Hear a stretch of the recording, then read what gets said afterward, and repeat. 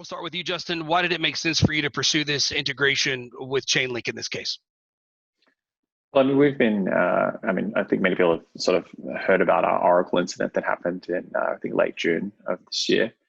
It was obviously quite a famous thing, and a lot of people have attached it to the narrative of, this is the problem with running a centralized Oracle. And I think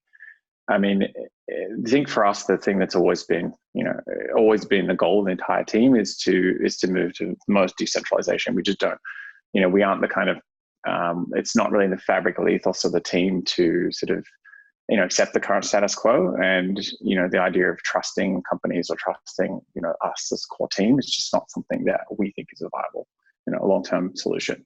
And, it made sense for us to have a centralized Oracle in the first place. I think, both Ken and I do have, and the rest of the team have a lot of startup experience. And so for us to be able to move ahead and bootstrap from day one was really important. So it made sense to be centralized. But the writing's been on the wall for a long time, even well before the Oracle outage, that we needed something decentralized. Our community's been talking about it for a long time. And it was even, I'm trying to think of when we did the first, I think it was even almost a year ago when we first basically did our first R&D into Chainlink and sort of looked at that, because they were the clear sort of front runners in the space. Excuse the pun.